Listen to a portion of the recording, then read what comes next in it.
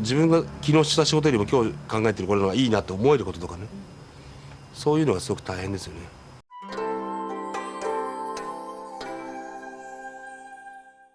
D の食卓やエネミーゼロでゲーム業界に衝撃。E の賢治、その無茶苦茶なクリエイター人生。時代の寵児の出現。1990年代、日本のゲーム業界に彗星のごとく現れ、独創的な作品と型破りな言動で話題をさらった E の賢治。E の食卓で一世を風靡し、ゲームクリエイターとしてカリスマ的存在となりました。しかし、その破天荒な言動や挑戦の数々は常に賛否両論を巻き起こしました。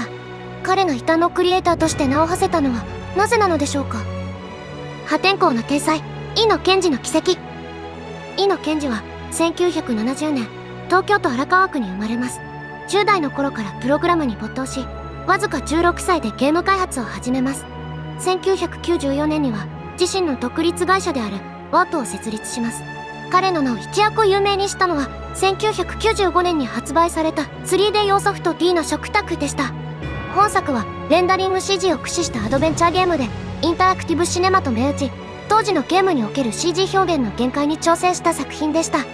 3DO というマイナーなプラットフォームでありながら、国内外で100万本以上を売り上げるヒットを記録し、イノは次世代のゲームクリエイターとして注目されることとなります。イノの異端ぶりが最も発揮されたのは1996年のエネミーゼロをめぐる騒動です。当初、本作はソニーコンピュータエンタテインメントのプレイステーション向けに開発されており、プレイステーションのプライベートショーで発表される予定でした。しかし、イノはなんと発表時にエネミーゼロはセガサターンで発売すると突然の方針転換を決定。プレイステーションのショーブースで堂々とサターン版への変更を発表し、ゲーム業界を震撼させました。この大胆な決断の裏には、セガの熱心な支援とイノ自身のより自由なゲーム作りをしたいという思いがあったとされます。しかし、当然ながらソニーは激怒し、以後プレイステーション向けのゲームをイノは開発することはなくなりました。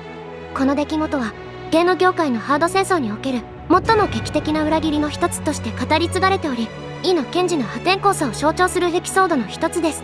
その後、エネミーゼロはセガサターン向けにリリースされ、独特なサウンドデザインと斬新なゲーム性で高い評価を受けました。また、1999年にはリアルサウンド風のリグレットを発表。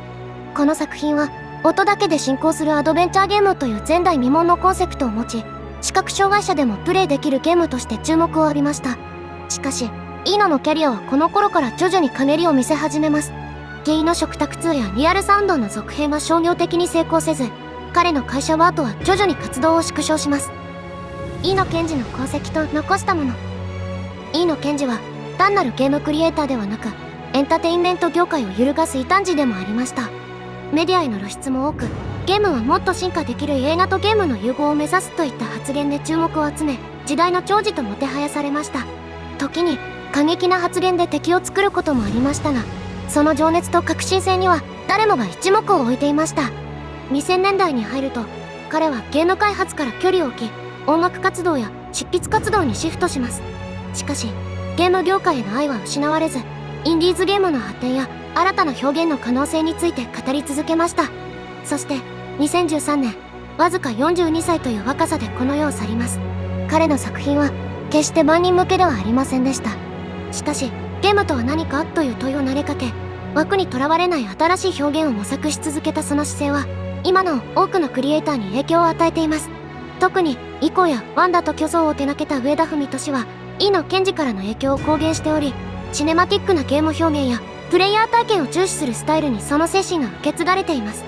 また、インディーゲームのクリエイターたちもイノの自由な発想と既存の枠組みにとらわれないゲーム作りに大きな影響を受けており、近年では風の旅人やインサイドなど、イノが目指した感情に訴えかけるゲームが世界中で評価を受けるようになりました。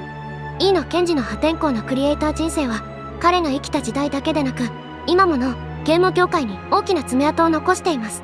彼の意志は確かに次の世代のクリエイターたちへと受け継がれ、これからも新たなゲーム体験を生み出す原動力となり続けるでしょう。